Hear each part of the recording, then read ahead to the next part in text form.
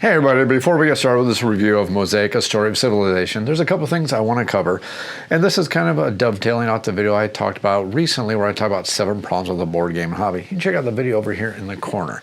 But basically one of the things I talked about was one of the problems with Kickstarter, and this is a review of a Kickstarter version of the game. This is a review of the Colossal edition of the game.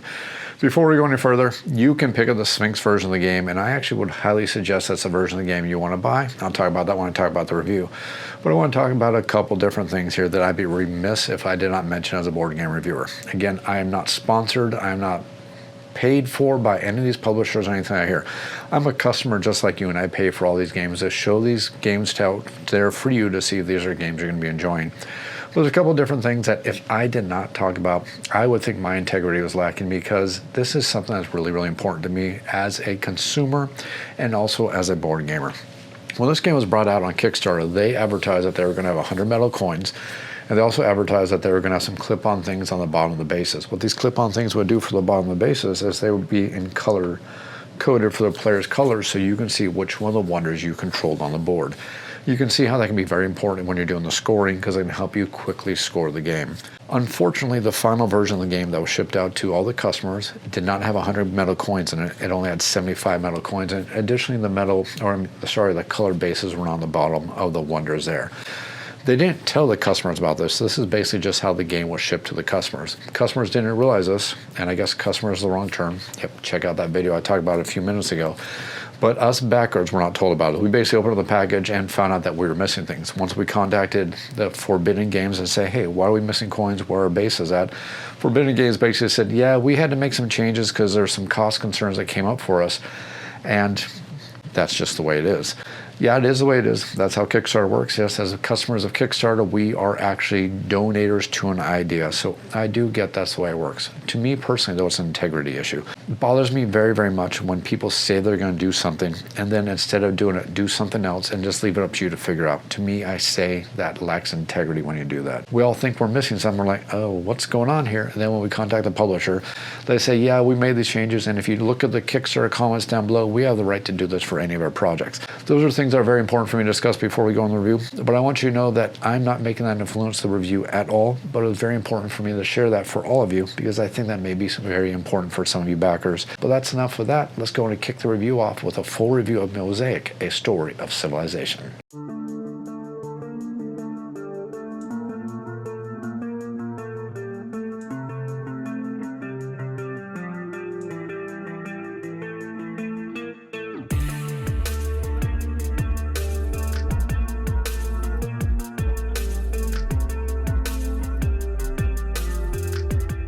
Hey everybody, welcome off the shelf Board Game Reviews. This is a YouTube channel dedicated to the tabletop gaming hobby, and this video is part of a video series looking at the game Mosaic, A Story of Civilization.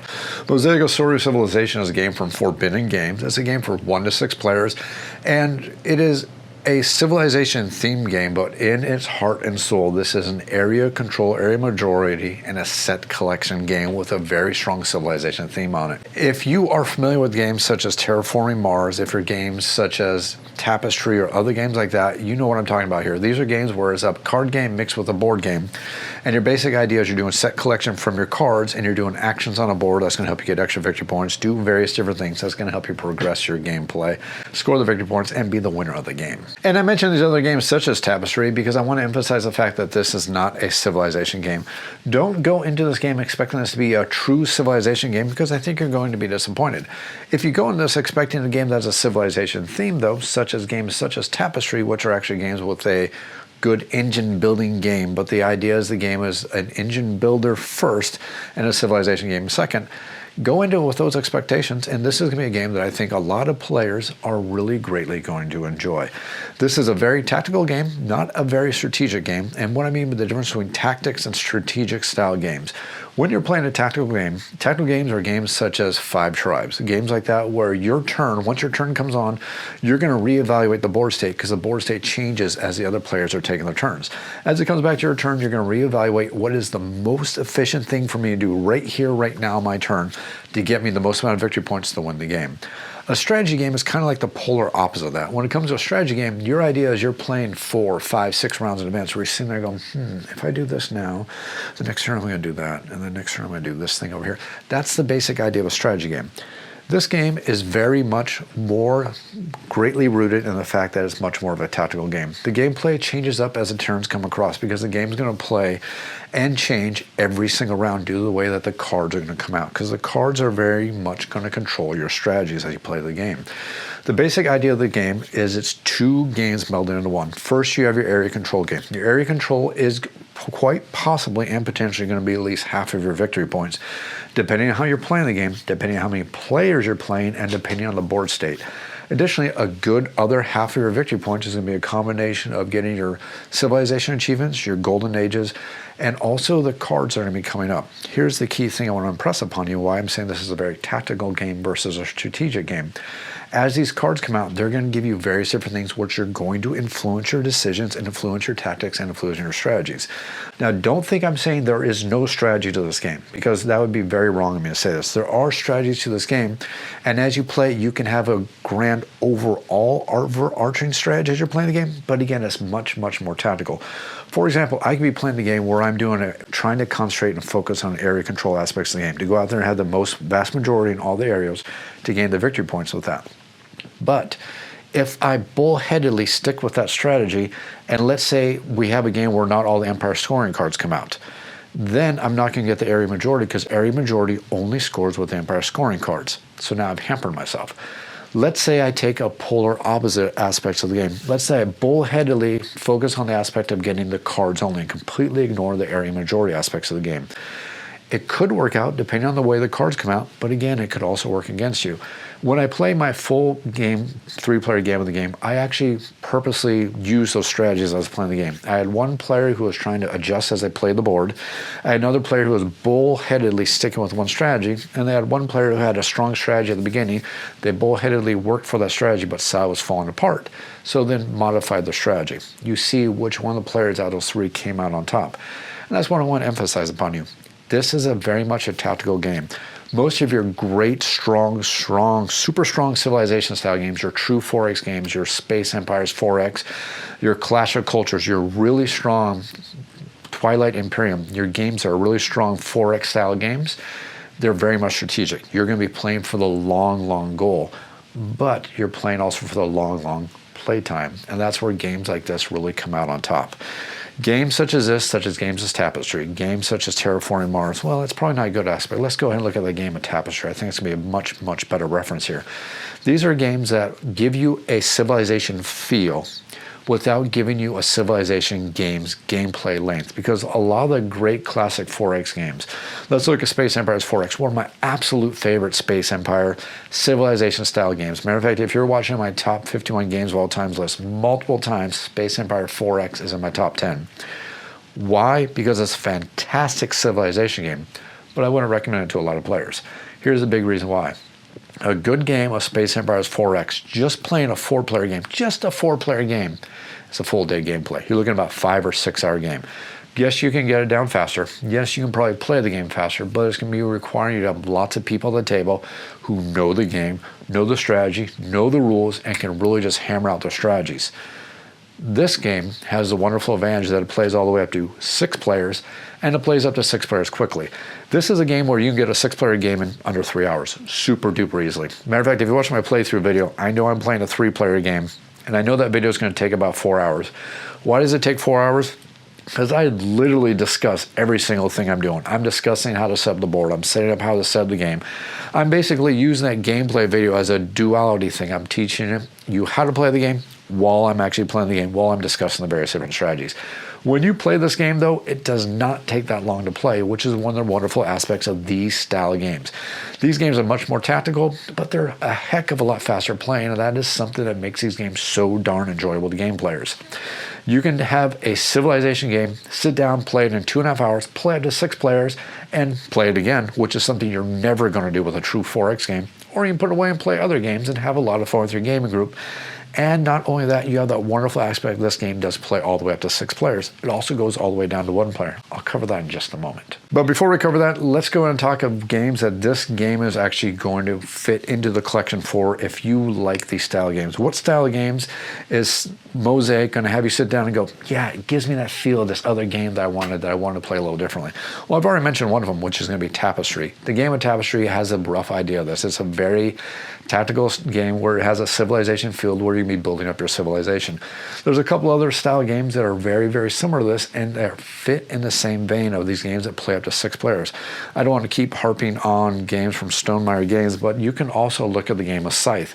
Kind of pretty much the same idea. It's kind of like a civilization game, but a little more tactical, and has a wonderful benefit of it plays very, very quickly. So there's other games out here that do this kind of style of gameplay. But I think Mosaic is going to be one of those games that's going to attract gamers a little bit more versus games such as Scythe, because this game is not very militaristic. Unlike Scythe, this game is much more of a game that's all about area control and set collection, because there really is no military in this game. Yes, thematically there is a military, but your military really does nothing. The only thing your military is good for is giving you more area control. And if you can use your military in that aspect, that's going to give you some extra victory points. But beyond certain cards coming out and everything like that, military is not really a strong thing. Matter of fact, you can play this game and win without even using military. Again, check out that playthrough video where the red player really had no military. I think the entire game I got out one entire military unit. Red won the game, even though they won it through an area controlled. That just shows you how this game plays. Now, there's an expansion which is supposed to make military much more stronger, but I haven't played it. I don't know anything about it. I just know that it was on Kickstarter recently. It came and went. You can go ahead and late pledge for it if you really want, because it's going to allow you to get the Colossus edition of the game, but I'm going to say this right here, right now. You don't need the Colossus version of the game. Now, I always like to talk about components when it comes to games. I'm going to cover this in just a couple moments here, but I'm just going to go ahead and show everybody here one thing that's really, really important. The basic version of the game comes with cardboard tokens. Yes, I know that this game looks really, really cool with all these plastic components for all the cities and everything like that. It looks really nice and on the board, but you don't need it. The cardboard components do perfectly fine in this game. And here's the big, gigantic kicker that is really the big thing I need to say. This Colossus edition is $180. The basic Sphinx version of the game over Black Friday, or maybe it was Cyber Monday, I can't remember which one it was under $50.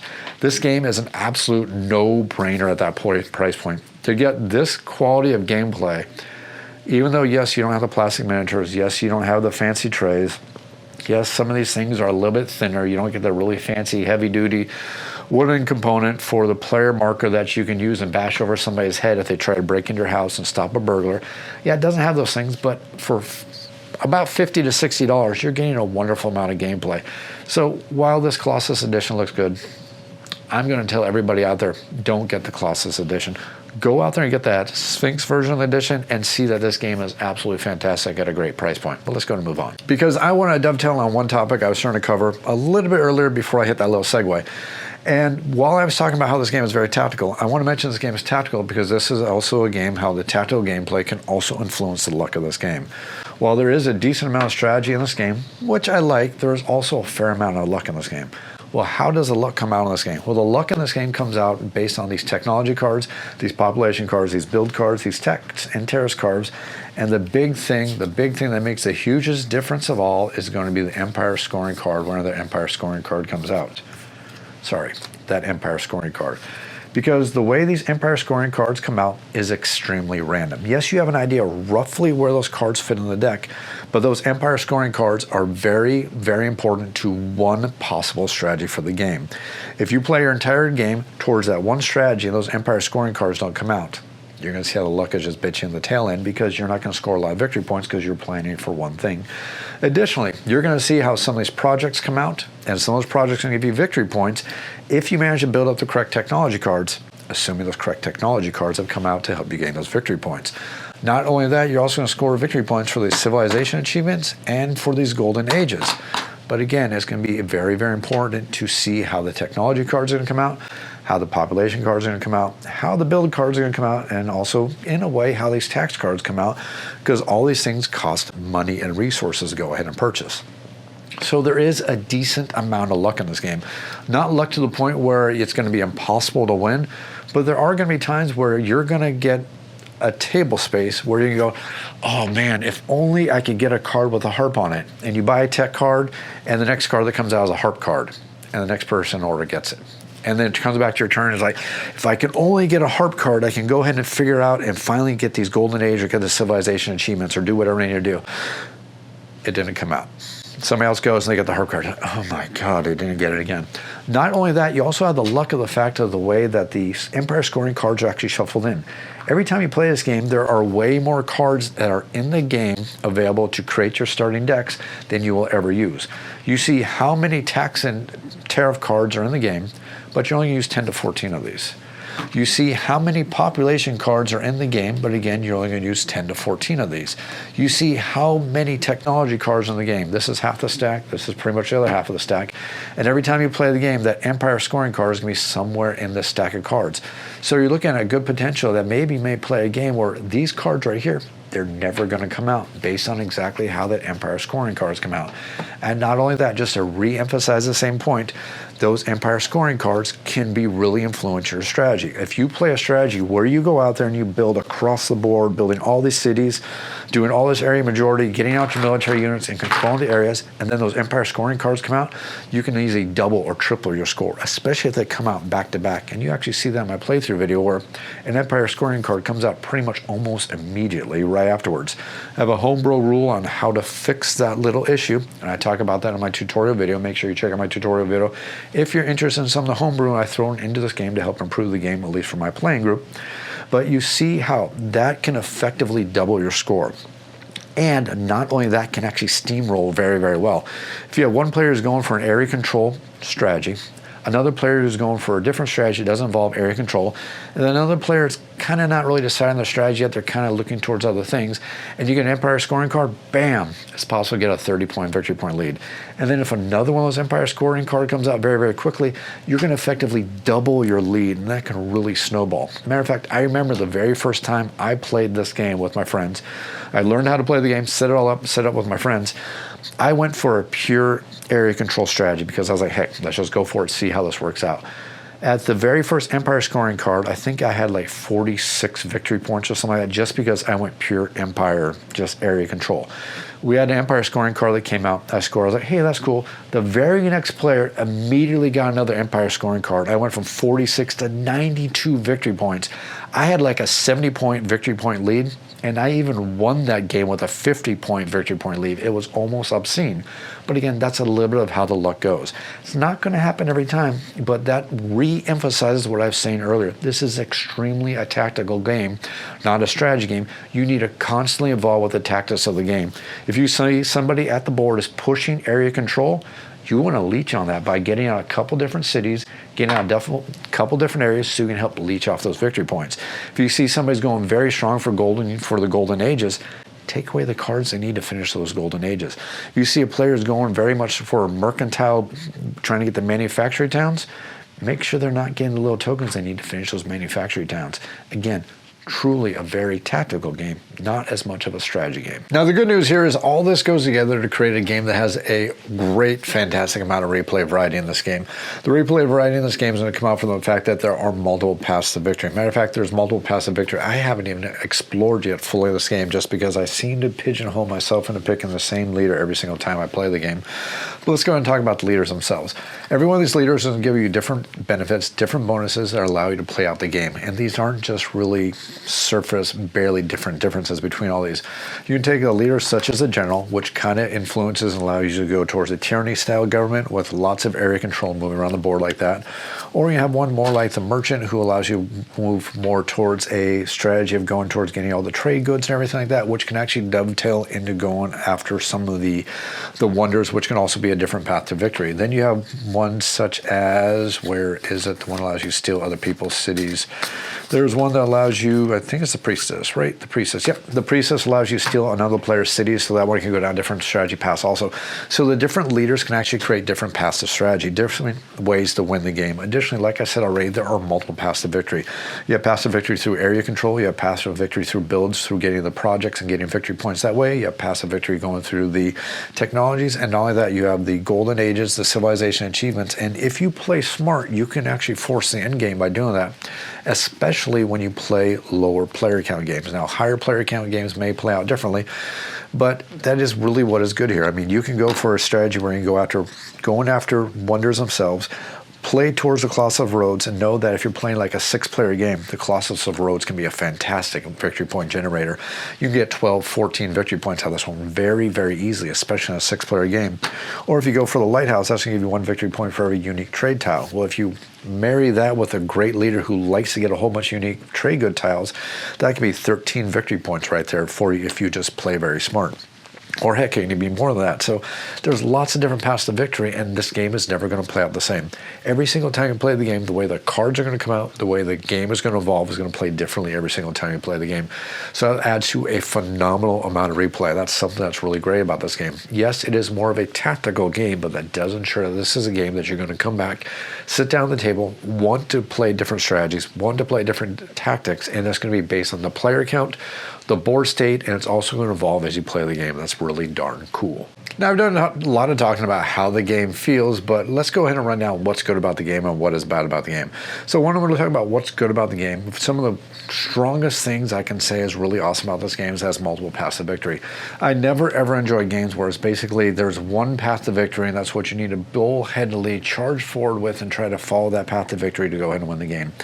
For me, those are games that do not have a lot of replay. Those are games that do not stick in my game shelf for long. It's basically games that I don't keep in my collection very, very long because you get bored of them very quickly. And a game that's boring, there's no reason to play it. There's so many games out there in so little time. I want games that have lots of variety, games that I can bring back to the table and find different paths to victory every single time I play the game. This game has that in spades. It has a very strong way to play the game every time you play to make sure the game is going to play differently. On top of that, this game does a great job as being a very, very tactical game that does actually reward strategic gameplay. I've played lots of tactical games. I'll go and use the game. 5 Tribes is one good example. 5 Tribes is an extremely tactical game. Every single time the game comes back to your single round, you're going to reevaluate the entire board setting and go, what can I do to gain the most amount of victory points? This game is a tactical game and does have those moments, but it's not quite as bad because while it's a very tactical game, it's also a strategic game. You're looking towards the long-term goals of your basic overall strategy. There's multiple different overall strategies to the game. Area control, technologies, a combination of both, denial, age of getting the great civilization achievements, building up your wonders. There's multiple different paths to victory here. So you can have your overarching idea can be, okay, my overarching strategy I have for this game is there's 2 wonders I want to focus on. Get those 2 wonders in play because those 2 wonders work very good with my leader. If I can get those 2 wonders in play and kind of leech off of everything, I'm going to get a lot of victory points in the game. Or what can I do is I can go for this grand overarching area control strategy tactical game where I'm trying to get as much area control, hope those area control scoring cards come up for me for those empire scoring cards, so I'm going to get a lot of victory points that way. Or you can do a combination of both. There's so many different ways to get an overarching strategy while playing a very tactical game. Again, I want to emphasize, truly a very tactical game, but there are some very strategic aspects of the game. On top of that, the game has a variable setup. I like that a lot. Now, the leaders themselves kind of give the game a little bit of asymmetry, which I do really greatly enjoy. I also like the fact that even though every one of these empire player boards is kind of associated with an empire. For example, the purple is Assyria. You don't really have to start there. Now, that could be a negative for people who want a lot of thematic sense, but it's also a positive when it comes to gameplay. You're not pigeonholed into starting in one area. If I'm the purple player, I can start anywhere I want. Heck, I can start in Italy. I can go ahead and kick the Romans out and go ahead and start there if I really want to, because you're not locked in, you're not pigeonholed. The game has a lot of variables set up with the layouts of the board, with the way these tiles are going to be laid out every single time you play the game. That actually influences your decisions. When I play the game, I don't care where my empire starts. I care where those cash tiles are. I care where the tiles around them happen to be, and I really care which one of the regions of the board are most populated with the tokens that are going to give me the most amount of resources to gain the most amount of victory points. To me, that adds a phenomenal amount of replay of the game and makes it really enjoyable for that aspect. Finally, this game does a phenomenal job of playing all the way up to 6 players. I'm going to talk about this right now. I've alluded to it a few times, but this is a game that has a true solo mode. I really greatly enjoy games that have a true solo mode. You look at games such as Mage Knight, true solo mode, not a game where you're feeling like you're trying to race towards something else. It has a true solo mode in it. You can look at other games out there that have a true solo mode, and I enjoy those greatly.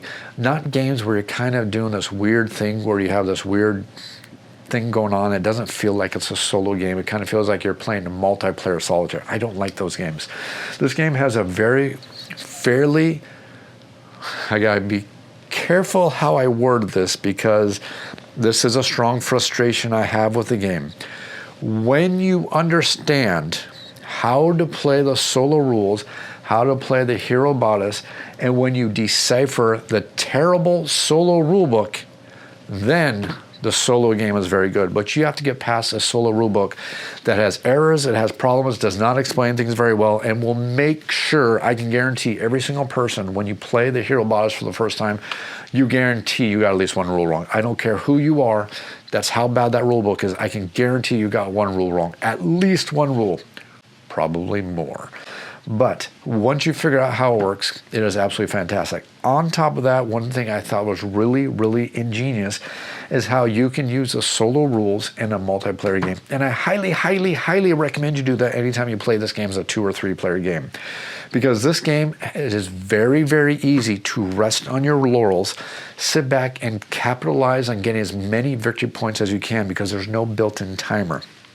Yes, there's a built-in timer as those Empire scoring cards come out, but every time I play this game, until an Empire scoring card comes out, everybody is just doing a lot of the same actions over and over and over again in the lower player count games because there's no pressure from the other players. The board is big enough that it doesn't create enough pressure at the lower player counts.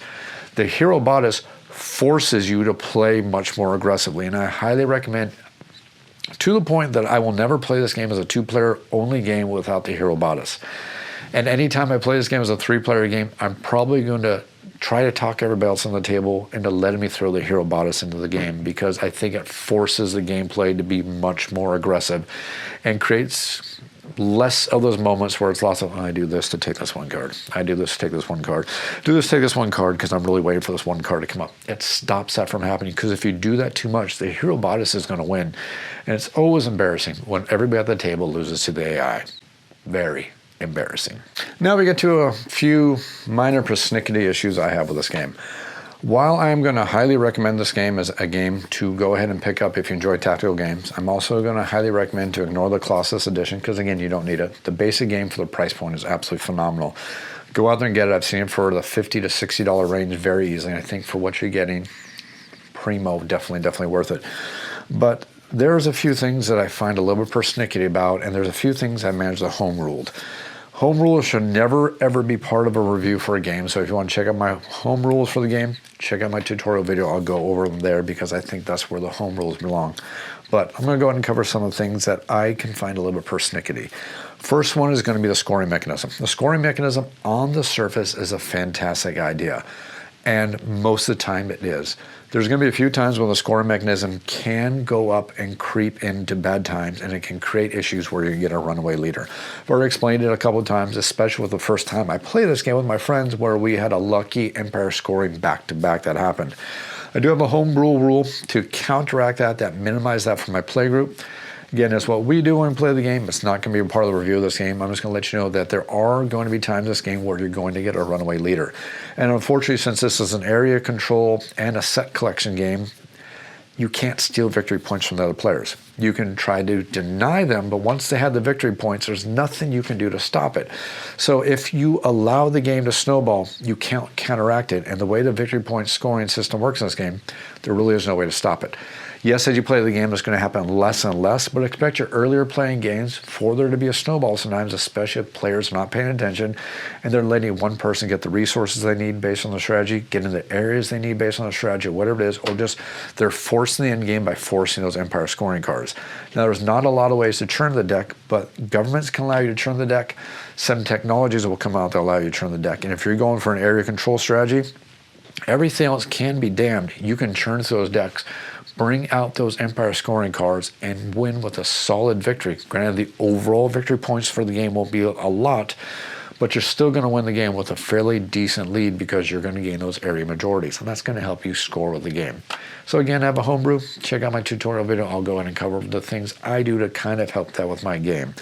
So another thing that I want to mention is that, as I've already said, luck can rear its head in this game. This is definitely a game where luck can factor in stronger than strategy when it comes to playing this game. This is a game where you need to capitalize on the luck on the way things come out to go ahead and score the most amount of victory points. If cards are coming up to tell you to do a strategy, I like to reference viticulture in this aspect. When you play viticulture, viticulture is another one of those games that can kind of guide your strategy based on the cards that have come out. This game is very much like that. You can see almost the same inspiration in both these games. If cards come up and they incentivize you to do a strategy, you're dumb not to do those strategies.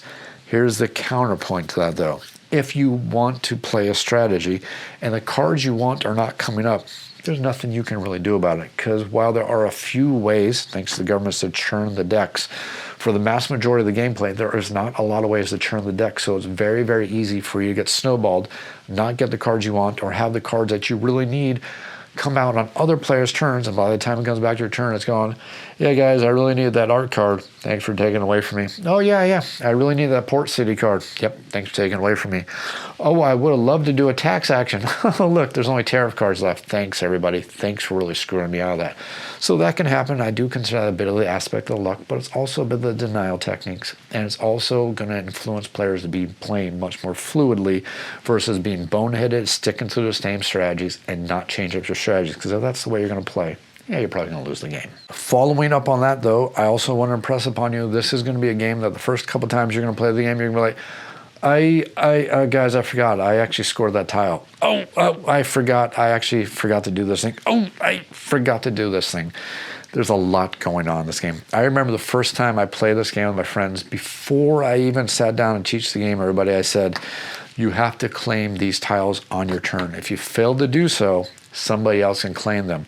That bit us, I would say, at least half a dozen times. It even bit me a few times, because I was trying to teach the game, telling everybody how to play the games. Everybody would ask me a question, and my turn would come back around, I'd do my thing, and then somebody else would be going like, oh shoot, I forgot to claim. And as soon as I said it, I forgot to claim, somebody else would be like going, yoink, and take it away from me. So expect that the first couple times you play the game, because there is a lot of stuff going on. It's not a negative, it's just that there's a lot of stuff going on with the game. Play the game a couple times. Don't let that make you feel like you're being soured to the game, because, well, once you learn what these things are, it's very much easier to memorize them.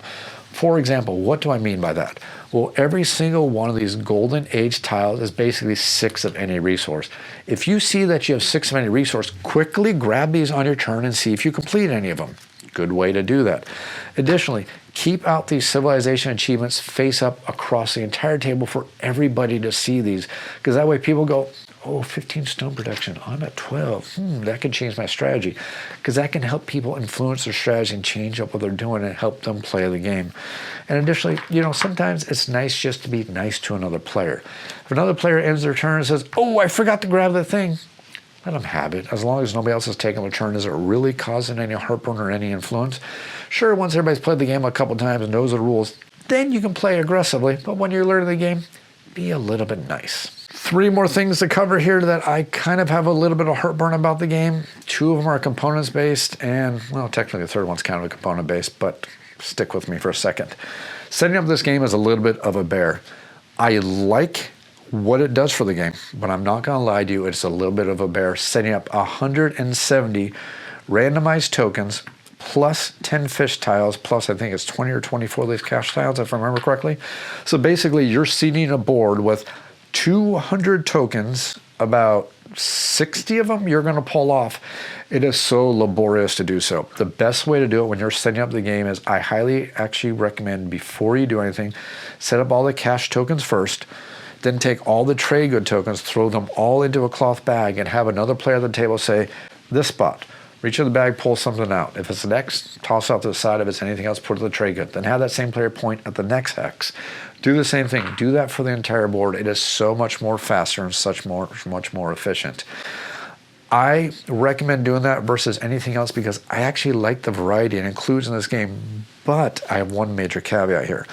If I ever play this game as a 2 or a 3 player game, and we're going to a homebrew rules, and I'm sorry, I know I want to put those all in one video, but I'm going to cover this here because it's really important.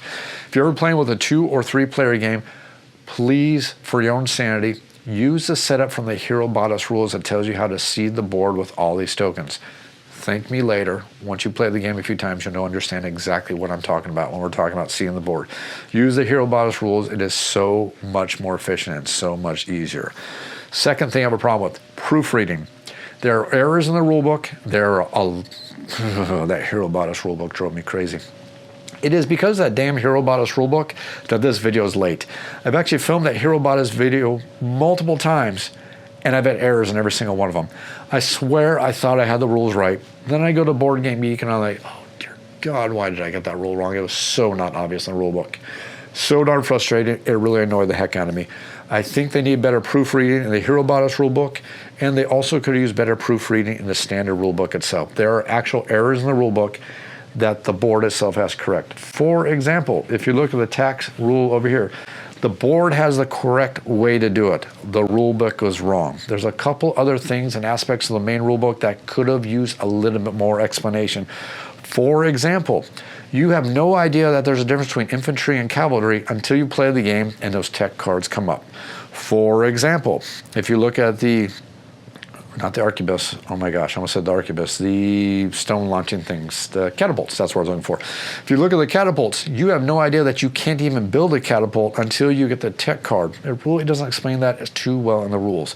Plus, there's a couple different aspects of the rules, like the question mark trade good token. I bet every single person who played the game put the trade good token out on the board and assumed it was a trade good you can take out the board anytime. Nope, guess what? You're wrong. It specifically only goes with a technology card. You'd only know that by playing the game because it's definitely not in the rule book. So that was kind of a little thing that I thought was kind of frustrating. Plus, while the player aids, the reference cards are really good, I think these turn over you for all the actions was a little bit lacking, which is why I went and created this little nice thing right here. Again, if you are a Patreon backer of mine, you can go to the Patreon website and download this for all my backers. I think I broke down the turn structure really darn well. I think it's a fantastic player aid. I printed out for all the people in my game group, and everybody thought it was absolutely brilliantly awesome. I think it works so much better, but the rest of the reference card is pretty darn good. But now we come to my final thing. Who makes a board game with a score track without tokens for the score tracking? Anybody? Has anybody ever seen a board game in their entire life that comes with a score track but no tokens for tracking it? Nope, you've never seen it. Oh, you've now seen it now. Mosaic is a game that has a score tracker but no score tracking token. Most people are using population tokens because it makes the most sense, but just understand there's no score tracker. Why? I have no idea. I'm going to go wrap this review up here because I think I've covered everything I pretty much want to talk about for the game Mosaic. Do I like the game? Yeah, I think it's a very, very good game. Do I think it plays great a lot of player counts? Yeah, I think it plays great all the way from 1 to 6 players. The amazing thing about this game is it actually takes longer to play at the lower player counts unless you throw the Hero Bodice in there. But either way, you can still get a full gameplay in under 3 hours, even when you play up to 6 players, which I think is great. I don't want to talk about the components because I have the Colossal Edition, and I think the Colossal Edition is a colossal waste of money. I think the Sphinx Edition of the game is fantastic, gives you everything you need, and you get it for $50 to $60. Perfect. Absolute chef's kiss right there. Price and component quality.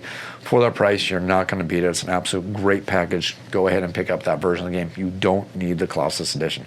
I repeat, do not need it. Good thing it's a limited edition. It's about to be sold out everywhere. If you really, really think you need it, go ahead and back it on the Kickstarter. But I'm going to tell you right now, for the $180 you're paying plus shipping, you're going to get the exact same experience for $50 by buying the retail version of the game. Thank me later when it comes to that aspect. The bottom line here is, I think this is a great game. I think this is an enjoyable game. It's a really good tactical game. I'm really happy it's in my collection. I don't think I needed the Colossus Edition. Matter of fact, if I did not have the game right now, I would completely ignore the Colossus Edition, go out there and buy the Sphinx Edition, especially for the price. Smaller blueprint, smaller box size, you get the great gameplay out of this. In so many ways, this game reminds me in many, many ways of Tapestry. It also reminds me of games such as Terraforming Mars, which is a card game plus a board game, and it reminds me of those aspects in a great way. And those are both games where you don't need a Super Colossus edition of the game. You don't need the Super Colossus edition of this game here either. Hope you enjoyed this video. I hope you've enjoyed this video series. If you have any comments or questions, make sure you leave them down in the YouTube comments down below. I'll do my best to answer those questions as quickly as I can. You can also feel free to email me at off-the-shelf board game reviews. That is otsbgr@gmail.com. I do my best to answer those emails as quickly as I can. If you enjoy the content, you enjoy the videos I put out there, think about supporting the channel on Patreon. Just $1 in the tip jar is a phenomenal way to say thanks. I operate this channel without sponsorships or anything along those lines, which means I'm not wasting your time with commercials and advertisements for people who are buying my opinions, but it also means that everything comes from my own pocketbook. You can help me cover my costs by just tossing $1 in the tip jar. It helps me bring out more content, helps me cover my costs, and bring out all these great games for you. I'm approaching my 10,000 subscribers in 10 years milestone, which is what I'm really working hard for here. I hope you can help me get there. In February, this channel will be 10 years old. It'll be absolutely phenomenal to get 10,000 subscribers. It's something that make me extremely happy. I really, really greatly appreciate it. If you enjoy the content, you enjoy those videos, make sure you like, make sure you subscribe, and as always, thanks for watching.